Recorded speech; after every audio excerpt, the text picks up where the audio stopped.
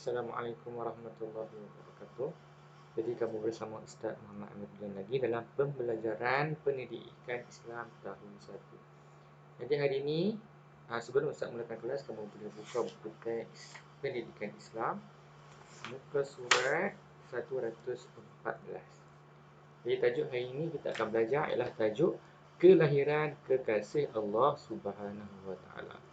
Jadi kekasih Allah kat sini tidak lain tidak bukanlah Nabi kita Muhammad sallallahu alaihi wasallam.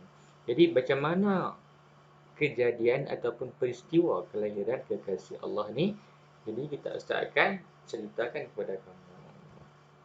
Okey, ni sebelum kita pergi kepada sirah dia, kita akan kenal dulu siapakah Nabi kita Muhammad sallallahu alaihi wasallam. Ini biodata kekasih Allah. Biodata kekasih Allah ni menunjukkan kepada Nabi Muhammad lah.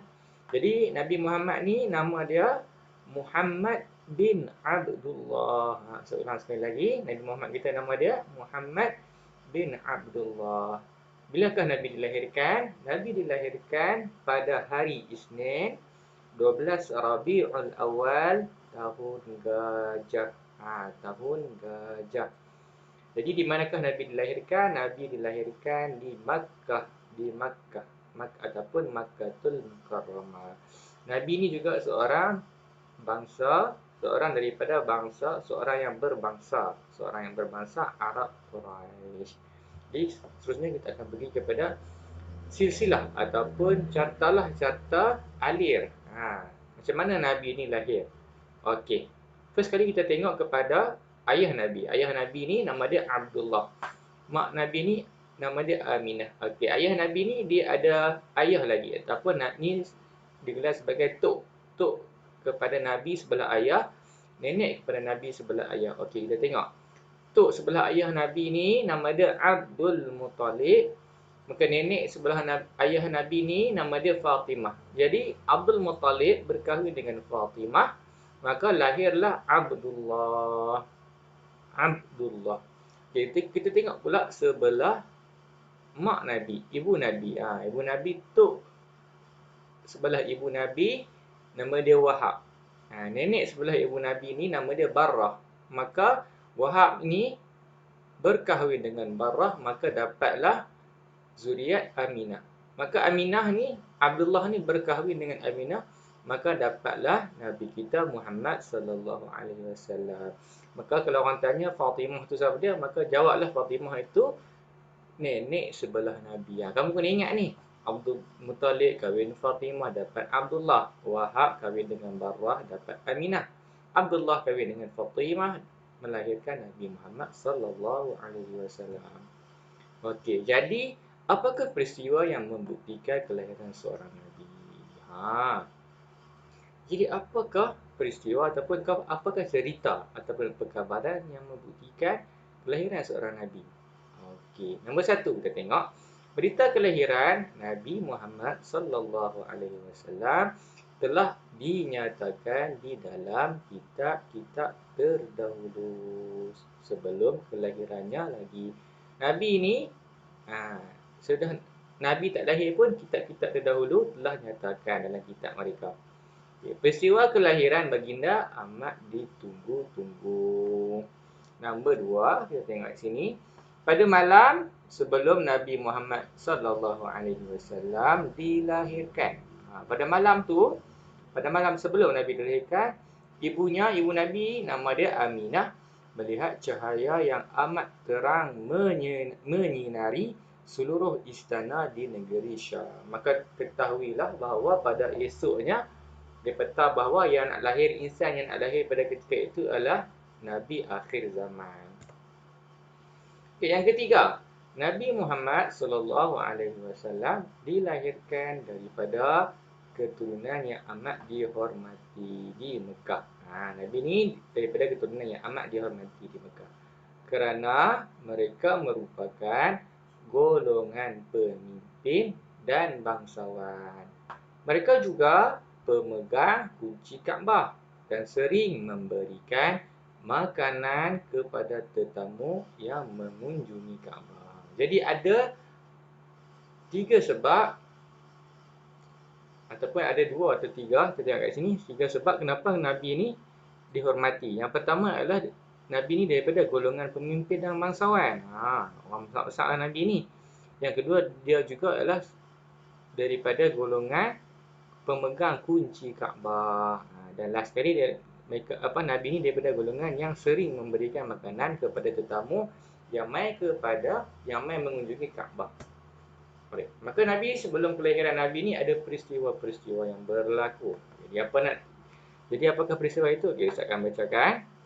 Nabi Muhammad SAW merupakan seorang anak yatim. Anak yatim ni bermaksud maksud dia bapaknya meninggal dunia ketika baginda masih dalam kandungan. Okey, bapak Nabi ni meninggal dunia, mati ketika Nabi ni masih dalam kandungan ibunya. Apabila dilahirkan, datuknya Abdul Muttalib membawa baginda ke Kaabah. Datuk bila Nabi lahir ni, datuk dia Abdul Muttalib bawa Nabi ni ke Kaabah dan menamakannya dengan nama Muhammad. Bermaksud nama Muhammad ni bermaksud yang terpuji. Nama itu tidak pernah digunakan dalam masyarakat Arab pada ketika itu. Jadi masyarakat Arab ni tidak pernah lagi guna nama Muhammad. Sebelum Nabi lahir, nama Muhammad tidak pernah lagi ada dalam nama Arab. Okey, seterusnya. Okey, selepas kelahiran Nabi Muhammad SAW. Jadi sebagaimana adat masyarakat Arab, Nabi Muhammad SAW juga dibesarkan di sebuah perkampungan. Nabi ini juga dibesarkan di satu kampung. Nama apa kampung tu? Yang bernama Bani Sa'ad. Kampung tu bernama Bani Sa'ad. Di sana baginda disusukan oleh Halimah bintu Abi Zu'aib ataupun kita kenali sebagai Halimatus Sa'diyah. Okey, Nabi ketika berada di perkampungan, Nabi disusukan oleh Halimah As-Sa'diyah. Udaranya yang segar membantu tumbesaran Nabi Muhammad SAW dengan sihat. Jadi udara kat kampung tu segar, dia bantu Nabi ni jadi sihat ni, alhamdulillah. Nabi merupakan kanak-kanak yang disayangi dan disegani. Okey, Nabi ni kanak-kanak yang disayangi dan disegani. Disegani ni maksud dia orang hormat Nabi Muhammad SAW. Sebab apa? Kerana akhlak baginda yang mulia. Ni sebab dia. Kerana akhlak baginda yang mulia. Nabi ni akhlak dia cukup baik. Keberkatan juga telah melimpahi kehidupan penduduk kampung sejak kedatangan Nabi Muhammad SAW. Maka ketika mana Nabi sampai ke kampung Bani Sa'ad ni, kehidupan di kampung itu menjadi berkat. Berkat ni makna kata semua tumbuhan hidup subur, haiwan pun sihat-sihat. Itu maksud dia berkat. Okey, dan last sekali ini ialah kepentingan penyusuan Nabi Muhammad SAW di perkampungan. Okey, apa pentingnya Nabi ni? Apa sebab Nabi ni kena susu dekat kampung? Disusukan oleh Halimatus Sa'diyah dekat kampung. Okey, yang pertama ialah susuan kampung Nabi ni bila mana disusukan di kampung, Nabi ni menjadi fasih dalam bahasa Arab. Okey, Nabi ni menjadi seorang yang fasih dalam bahasa Arab. Yang kedua, kampung tu ada udara dan budaya hidup sihat. Dia jadi apa? Jadi Nabi ni sihat tubuh badan dan membentuk jati diri. Okey, Nabi ni bila udara dia sihat, budaya sihat, maka Nabi ni sihat tubuh badan dan mampu untuk Nabi ni untuk membentuk jati diri sendiri. Rumusannya untuk pengajaran hari ini ialah Nabi Muhammad SAW ialah insan dipilih Allah dan mempunyai banyak keistimewaannya. Jadi, kita jumpa lagi dalam pembelajaran seterusnya.